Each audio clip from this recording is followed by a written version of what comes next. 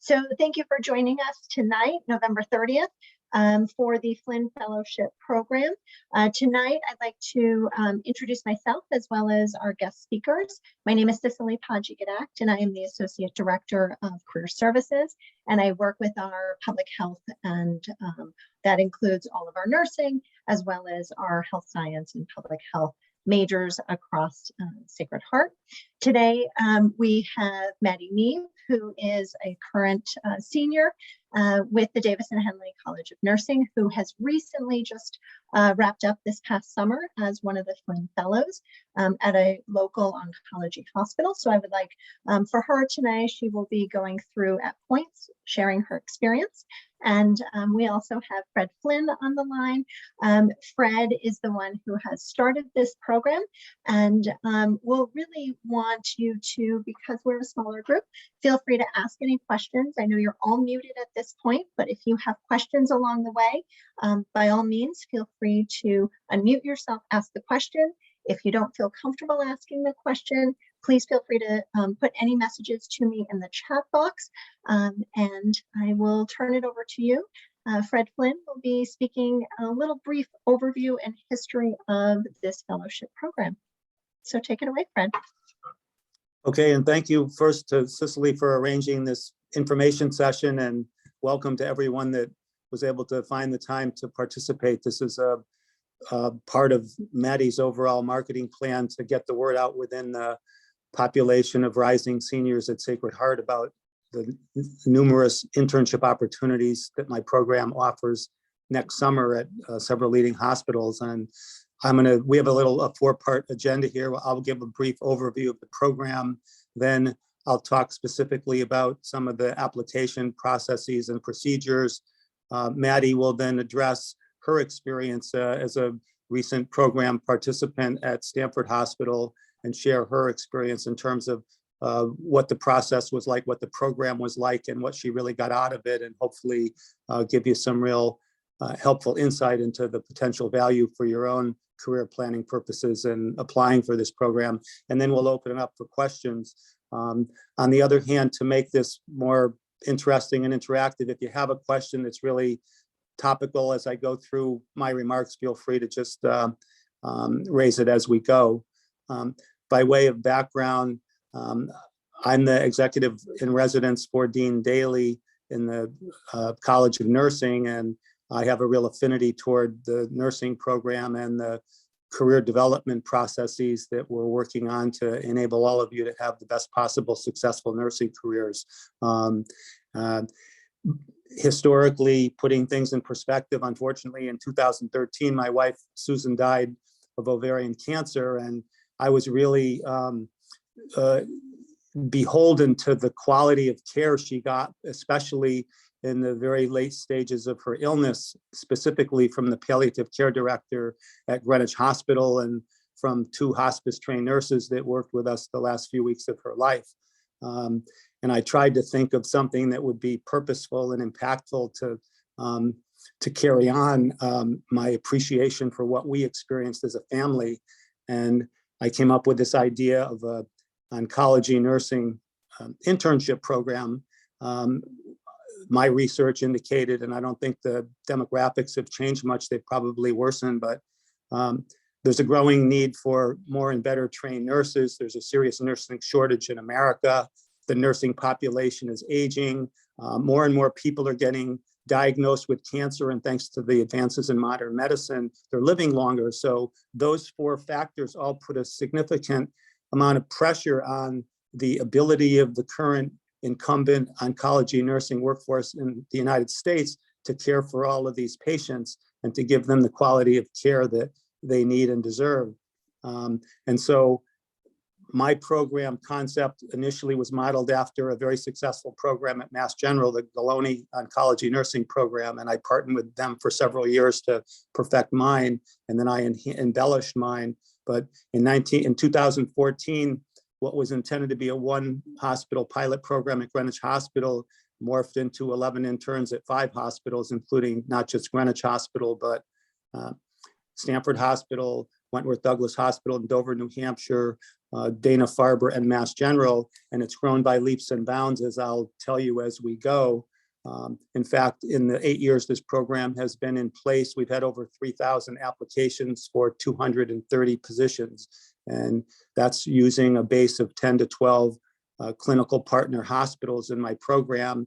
They make the selection decisions because I want them to be using this program as a talent pipeline for their prospective oncology nursing staff needs. So my mission in this program from the beginning was to collaborate with the country's leading hospitals and top nursing schools and develop the next generation of oncology nurses to improve the quality of care for cancer patients and their families in the future.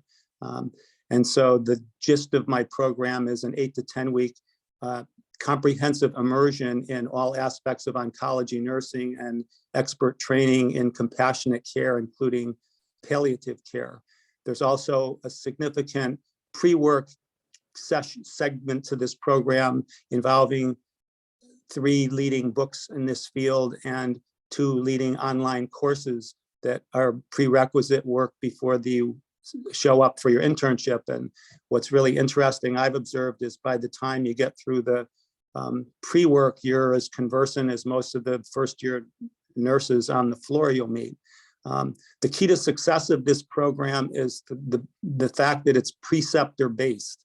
So unlike what you see in clinicals, you have an individual assigned preceptor who takes you under her or his wing and is your mentor and your role model and your advocate and your pretty much your teacher during the course of your 8 or 10 week clinical experience of one of these hospitals. And it's really worked very successfully as a result of that. In terms of the results, in 8 years, we've had 230 participants who have graduated, including this past summer's 30 or so Flynn Fellows. And of the 200 in the workforce already, 70% or 140 of my program grads are already engaged in their career as early career oncology nurses at several of the top hospitals in the country. And to make it a little bit more Sacred Heart specific, because this session is all about and all for Sacred Heart. We've had 10 Sacred Heart students complete the program, Maddie being the most recent of the class, the group of 10. Of the 9 that are in the workforce, 7, or almost 80%, 7 of the 9 in the workforce who participated in my fellowship program from Sacred Heart are currently oncology nurses, which is really satisfying and impressive to me that the yield on this program is that high. And it's a great testimony to the quality of student nurses that Sacred Heart is producing, that competitively, when there's 10 or 15 applications for every position, you're competing and really holding your own against all the top nursing schools in the country that vie for these positions. We have 3 oncology nurses from Sacred Heart who are former Flynn Fellows at Sacred Heart, 2 within the Yale Health System at Smilo, and 2 at New York Presbyterian, one of the top 5 hospitals in the country. And so that's 7 oncology nurses out of 9 from Sacred Heart. My objective, in part by doing this information session and getting more involved in the marketing of the program at Sacred Heart, is I want to see more Sacred Heart students participate in this program. And I think that when you hear Maddie's testimony and her insights about the program and how enriching it was for her in terms of clinical experience and knowledge in a specialty area and the quality of training she got, I think it's going to register and resonate with a lot of you. This year, consistent with my goal of enabling more opportunities for Sacred Heart, there's 7 hospitals out of the 12 or 13 that will be in my program next summer where Sacred Heart students are eligible to apply. And I encourage you, if you're seriously interested, to apply to whatever hospitals you're interested in kind of descending order of importance. You can apply to 2 or 3, or you can apply to all 7 for that matter. They include Children's Hospital of Philadelphia, one of the country's leading pediatric hospitals. Connecticut Medical Center, the best pediatric hospital in Connecticut and among the best in the Northeast. New York Presbyterian, one of the top 5 hospitals in the country. The Yale Health System, including both Greenwich Hospital and Smilow Cancer Center. In 2022, for the first time, we're going to have 4 Flynn Fellows in a pilot program at Smilow, and it's destined for success because 13 of my program grads already work there at Smilow as oncology nurses. So it's been a great proving ground and talent pool for the Yale Health System. Also, Stanford Hospital, which Maddie will talk about, and Wentworth Douglas Hospital, which is in Dover, New Hampshire, which sounds far away, but Nicole Langlois a few years ago happened to live up that way. She was from Sacred Heart, and she was really joyful that she was able to do this program in her own backyard. So that's the scope of the program, the status of the program, and the outlook for the program. If I turn my attention to the application process, tomorrow is really the opening day for applications in most of the hospitals. Some of them are a little behind in getting me their program summaries, but at least 5 of them should be on my website tomorrow. CHOP, unfortunately, their deadline for application was November 29th. So if you knew about that and you were able to apply, that's closed at this point, but next year we'll try to move this briefing session up. You can apply, as I said, to more than one hospital. It depends on where you live. It depends on potentially which field you want to be in. Several of my hospitals, program partners, are in Connecticut, one in New York, a couple in top hospitals in Philadelphia, one in Boston. So there's a good geographic footprint to the hospital. The vast majority of my hospital program partners are magnet designated hospitals, which you may know is like the Good Housekeeping seal of excellence in nursing quality among American hospitals. There's 6,000 hospitals in America, and 7%, or maybe 420 hospitals, have this prestigious magnet designation. And you can be assured that if you do an internship or work at a magnet designated hospital, and Stanford Hospital and Greenwich Hospital are both magnet designated, you'll see the excellence in everything they do in nursing. It's really a great environment to learn and a great environment to pursue a career. In terms of the application requirements, pretty standard stuff: resume, transcript, 2 recommendation letters. And the one thing that we really customize that makes a big difference in the evaluation and selection process, which is handled by the hospitals, not me, is an essay. And you're required to write an essay, a brief essay of a couple pages, why you are interested in pursuing a career in oncology and why you should be selected for this program. It's a very competitive selection process. And surprisingly, if I go back and look at historically the applications, a vast majority, like most of us, have had a life experience directly or indirectly involving cancer. So it's pretty prevalent, and it's often a motivator for individuals to pursue that type of career. Other things that are considered: leadership skills, community activities, service activities. Interestingly enough, I think the mission and philosophy and the makeup of the student body at Sacred Heart all conforms very well to the kind of cultural elements and personal elements that this program is designed for. So with that, for now, I'm going to stop with my comments and turn it over to Maddie and ask her to give her insights and a synopsis of her experience this past summer at Stanford Hospital as a Flynn Fellow. All right. Thank you, Mr. Flynn. So can everyone hear me okay? Mhm. Yeah. Okay. So I loved this program. I can only say positive things about it. But I was at Stanford Hospital, like they mentioned, on their medical oncology floor. So I started the end of June. Like they said, this was an 8-week program. And it is preceptor based, which is a very good thing to have. So I primarily worked 3 12.5-hour shifts a week, and this was with a preceptor. This gave me the hands-on experience that clinicals sometimes can't give you because you're constantly doing things for the entirety of the day. It's not just 5 minutes, let's go give this med. So you are the nurse, you are working with the nurse, and you're doing the entire experience. But you're able to administer medications with the nurse, you're able to do assessments, documentation, and you're able to be exposed to a lot of different conditions and types of nursing care. So I learned a lot being on the floor. All of the preceptors that I had, they wanted to help me learn. They were supportive and all engaging and truly wanted to help me learn and grow as a nursing student. And additionally, the patient care techs, they were all very supportive as well. Um, you can do blood work at Stanford Hospital. You can do anything that a care tech can do.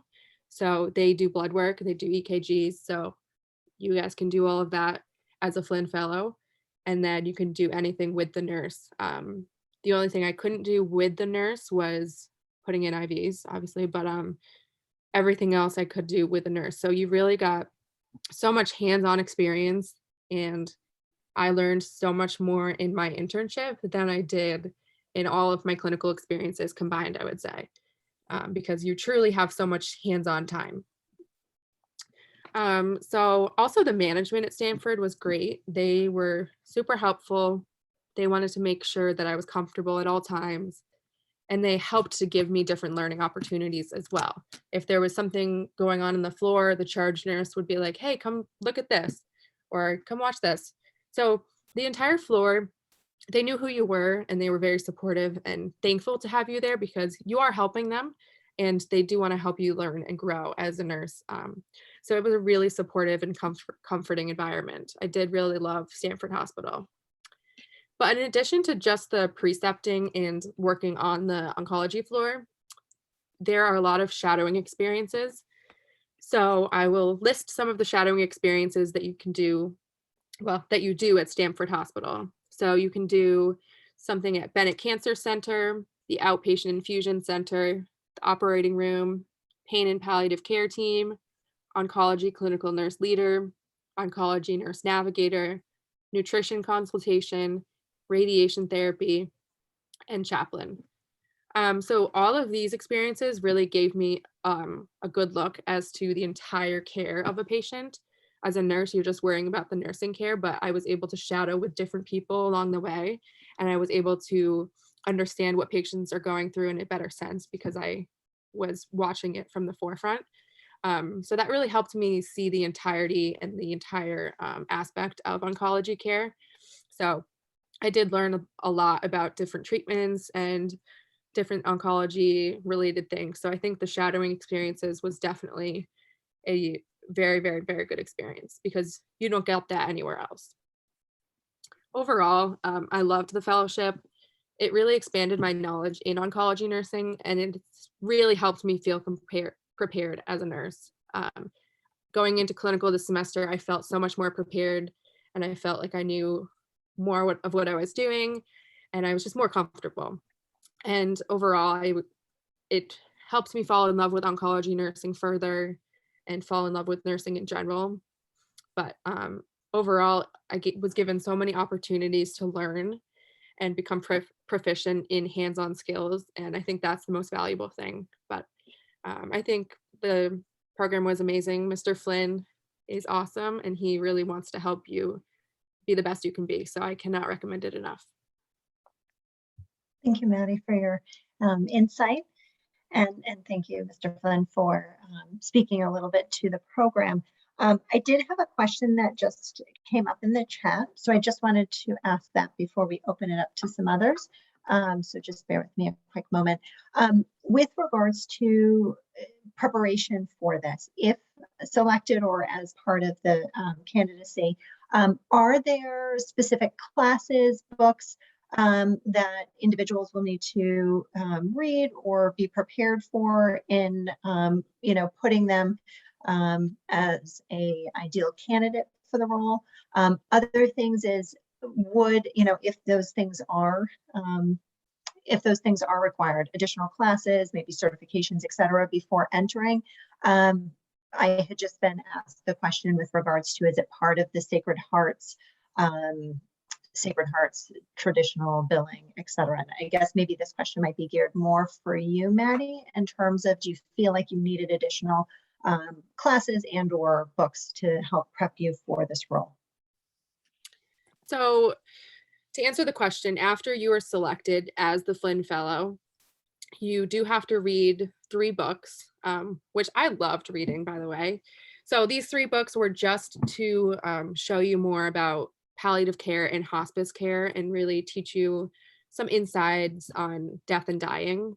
So those 3 books you are required to read prior to starting the internship. And then, like Mr. Flynn mentioned earlier, the only other thing you're required to do as a Flynn Fellow is there are 2 online courses that you have to take. They're not long, extensive courses. One of them is just an introduction to oncology nursing, and the other is just a course about the end of life care. It's not like a 12-week class. It's a quick online course that you have to take, but it just gives you the information in oncology and then also with hospice and palliative care to help prepare you to enter when you start the internship.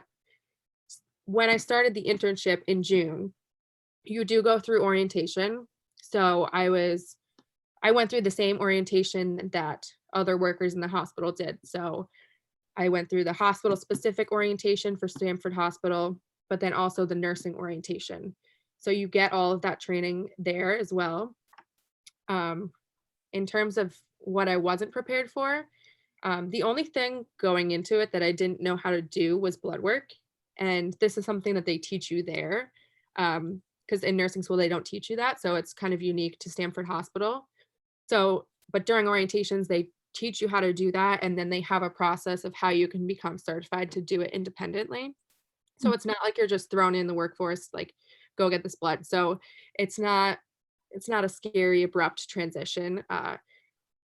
They help you through everything. And I did feel prepared from Sacred Heart Nursing to be in the fellowship. I didn't feel like I needed more training.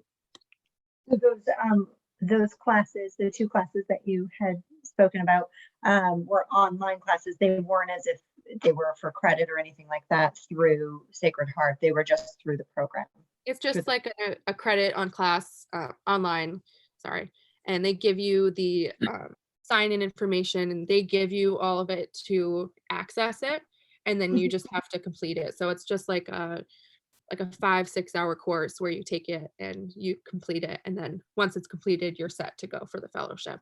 So they handle all of the sign-ins and give you everything that you need for it though. Okay. And so that's more, it sounds like it's more specific to the specific health system that you're affiliated with that is providing some of that. It's specific to the fellowship. The Flynn Fellowship overall requires all fellows to do the 2 online courses just to prepare you for oncology and then hospice and palliative care.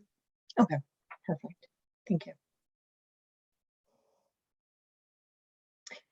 At this time, do we have any questions from the audience with regards to the process, with regards to the program in general, or even, again, anything as it relates to this summer fellowship? And again, if you feel more comfortable, you can either unmute yourself and ask the question, or you can drop it into the chat box. So while there's a pause in the action, Cicely, I'll just say a couple things. The application deadlines tend to be January 31st, so that you'll have normally most of December and all of January to get your application in and in order. And my suggestion is, if you haven't already done it, be sure to work with the career services people and make sure you have a well defined professional resume that goes in with your application. And then secondly, I would say, just to clear, I thought Maddie did a great job in reflecting in what was a fabulous testimonial to her experience. The books, the prerequisites are an element formally of this program. They're not dictated by the hospital or any other party. I decided that one of the things that really surprised me that turned into a big opportunity and reason why this program has grown so fast is, and Sacred Heart is probably a similar example, even in the top nursing schools in this country, unfortunately, even still, there's very little academic or clinical exposure to oncology, primarily because it's deemed a specialty, and secondly, because it's not currently tested for on the NCLEX exam. And that turned into a real great opportunity for me to create a program that does fill a gap educationally and clinically. And as Maddie said, not only do you get great clinical experience and an opportunity with great mentoring to refine your nursing skills, but another surprise to me and the feedback I get, and Maddie echoed this, is the two things I get, because I do annual surveys of every participant in this program, are one, how everyone that's ever been in this program raves about how it raised their confidence in their overall nursing skills, whether they went into oncology or not. It's just so unique in terms of the hands-on, direct, guided mentorship that you get from seasoned practitioners, and also the empowerment you get in caring for patients. So refining your nursing skills and actually experiencing on a sustained basis direct interaction and responsible relationships with cancer patients and their families are the two biggest value adds of this program to the participants. And so on top of clinical experience and great mentoring, last but not least, it's a compensated for internship, and the standard rate is $15 an hour. So it works out to $4,500 to $5,000 stipend for an 8-week program, and maybe $6,000 for a 10-week program. So it's a pretty powerful combination of things for aspiring nurses, especially if you have an interest or a potential interest in oncology. And I'm really hopeful that we'll attract more applicants from Sacred Heart, and we'll end up with more Sacred Heart participants in this program. After all, like I said, there's the window's closed to CHOP, but there's 6 available hospitals to apply to. And I encourage you to seriously consider that and tell your fellow students about it. We'll have other, there's a continuum of commitment to the students in this program that I have and that the hospitals have. The whole idea is to create a talent pipeline using this program as a vehicle to get a leg up on their recruiting for their prospective oncology nursing needs. And so the vast majority of the graduates end up working for their host hospitals unless they want to work in some other geographic location. And the continuum of professional development runs out over 7+ years. For example, Maddie is a student ambassador this year. That's an important responsibility within Sacred Heart, to be the advocate and champion and go-to person for as many students as are interested in this program, and representing nominally 7 different hospitals right now on behalf of Sacred Heart. That's a very important responsibility, and you can tell she's really up to the task. We created a new mentor program last year as a pilot program. So when you're in March, if you're selected, you will get a letter from me, and it'll lay out the 3 books, the Being Mortal, The Conversation, and I'm changing out the 3rd one based on survey input, and I'm going to add a book written by a nurse about pediatric oncology care. And the 2 online courses are very prominent nationally. One is the Oncology Nursing Society 6-hour online cancer basics course, and the other one is pretty state-of-the-art. It's only practiced usually by West Coast hospitals right now, but it's a multi-hour course by ELNEC, which is an end-of-life consortium nonprofit, but it's all about end-of-life care, like Maddie said. And then when you graduate, you're in a community of 230 and growing like-minded practitioners if you choose a career in oncology. And aside from the role of student ambassador as a senior, the way this program works, inevitably, I find that the best preceptors in my program our Flynn Fellow program grads that have kind of proved their readiness after 2 or 3 years, and they're usually preceptors. Maddie, I bet you bumped into former Flynn Fellows at Stanford Hospital. And then one of the things we're doing is we're looking at what are the continuing education needs of early career oncology nurses. And I'm collaborating with the hospitals to put together a supplemental educational program that that's geared to early career oncology nurses.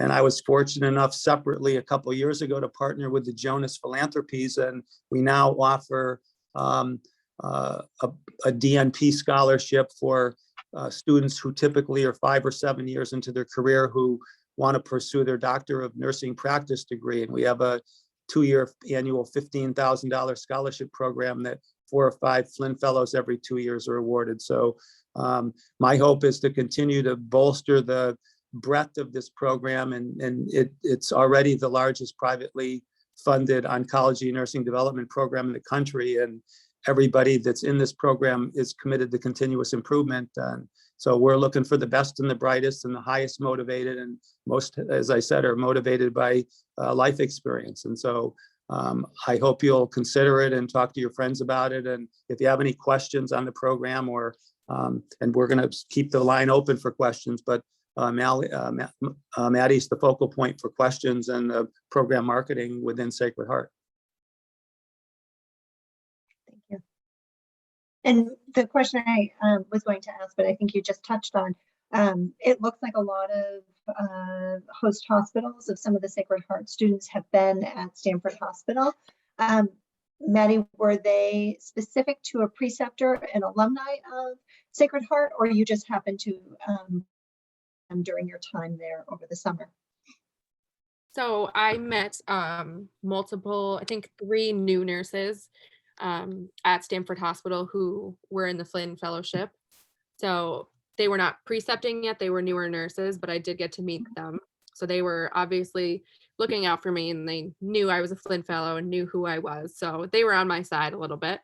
But I also have clinical this semester at Yale in the Smilow Cancer Hospital. And I've met Flynn Fellows there as well. Just with conversation, I've met Flynn Fellows, and it is a program that is not just here. So definitely this year, since there are more hospitals that Sacred Heart students can apply for, I recommend applying, and yeah, just apply. Thank you.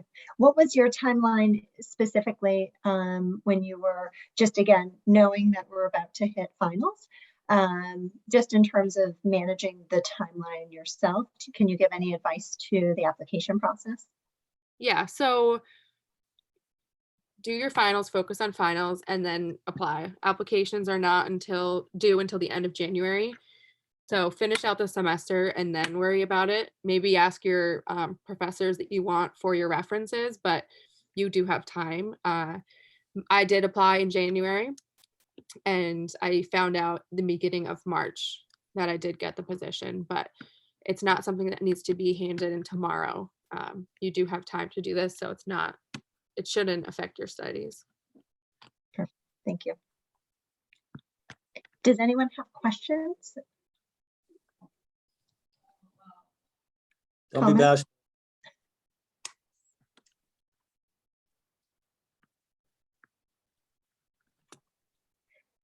So I just received a question in the chat.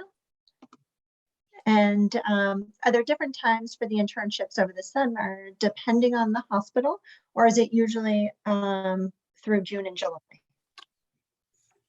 It's typically begins in June, and if it's a 10-week program, runs into the first week in August, but it's in that core summer period. Varies a little bit by hospital when they start and when they end, but it's substantially in the June 1st to August 7th timeframe. Okay. And just out of curiosity, from the development side, Maddie, while you were in the program, were there opportunities for you to meet with, I'm assuming there's additional Flynn Fellows from other colleges. Were there work groups or those types of things where you could meet with hypothetically XYZ college or university from Connecticut who might have been on site. Were you working at any point with those peers from other colleges? So there were 2 Flynn Fellows at Stanford Hospital, one being myself, and the other was from Fairfield University. So we did work together a lot. She had separate preceptors, but we went through the orientation process together, and we often worked shifts together. So we were there at the same time. Some of the shadowing experiences we did together. For instance, we went to the operating room together instead of alone. So I did get to talk to her, and we became close, we became friends. So I did make that connection there with another Flynn Fellow. And then, yeah, throughout the internship, you work with them to complete your project for the unit at the end of the fellowship. So I did work with her a lot during the fellowship. Perfect. Thank you. Let me just, Maddie, say a word about the evidence-based research project. I forgot to mention that, but that's an integral part of the academic content of the program. So you're required to do an evidence-based project at the end of the semester. So the goal of this is to find something on the unit throughout your time that you think could be improved or there's room for improvement. So Stanford Hospital had just released a new hazardous drugs protocol. So we did an evidence-based project based off of that. With that, me and Danielle, the other Flynn Fellow, we just worked to create a poster and a flyer to be put in medication rooms, just to make it easier for nurses to understand the new protocols and some of the reasoning behind it. But that is at the end, and you work with the nurse educator to complete that, and the nurse manager. What about, a question was just recently raised, is there an in-person or Zoom interview process that should be considered when applying to the various hospitals? It varies by hospital. What was your experience, Maddie? Mine was a Zoom interview. I'm not sure if that was because of the pandemic or if it was always a Zoom interview, but mine was a Zoom interview. And was it panel? Was it one-on-one, group interview style? So there was a panel of people. My camera actually didn't work while it was there, so I couldn't see them, but it was a panel just like this where you're with a bunch of other people, and they introduced themselves and they each asked a few different questions. Okay, thank you. And that's a pretty standard process. I think, notwithstanding COVID, it's efficient, and that's typically the way the interviews are done via Zoom. Yeah. And Fred, I think you had mentioned early on, students are eligible to apply to multiple locations. Just asked sort of to rank their preferences, or is it done more based on where they're commuting from? Both. For example, if I lived in Connecticut and I wanted pediatrics, I'd apply to Connecticut Children's Hospital. And so as not to have all my eggs in one basket, if I wanted to get this internship experience under my belt with a general interest in oncology, that wouldn't stop me from applying to Smilo in New Haven or Greenwich. It depends where I live. What was interesting, at Greenwich Hospital last summer, we had 3 Flynn Fellows from out-of-state schools that all happened to live in Westchester County. We had a student from Catholic University, we had a student from Boston College, and we had a student from Villanova. And so they all chose to apply to the internship near where they lived. And I think logistics have some bearing. And so the nice thing is our footprint is we have a Wentworth Douglas in New Hampshire, we have Yale in New Haven, we have Greenwich Hospital, Stanford Hospital, Connecticut Children's in Connecticut, and we have New York Presbyterian in New York, but for the window closing yesterday on applications, CHOP in Philadelphia. So, that covers a lot of geography. Great. Are there any additional questions today? No. Well, on behalf of the Center for Career and Professional Development, I want to thank you so much to our panelists, Fred Flynn, as well as Maddie Neve. And also thank you to all of the participants, the students here.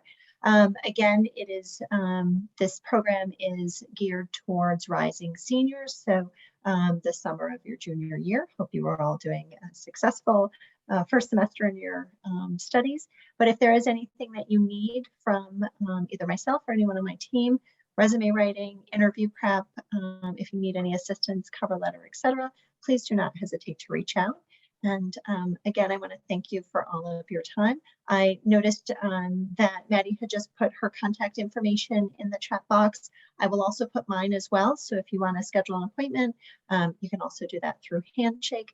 And again, I just want to thank you all for participating this evening. And again, any other closing comments, Maddie or Fred? No, I appreciate everyone who was able to make the time to attend. As I said, Maddie's a wealth of knowledge, and in her role as student ambassador as a senior at Sacred Heart, she's the go-to person on anything you might want to know about the program, and anything she can't address, I'm happy to help her with as well. And compliments to Maddie. I thought she did a great job putting this all in perspective for you. Thank you so much. All right, thank you. Bye-bye. Thank you all. Thank you. Be well. Thanks.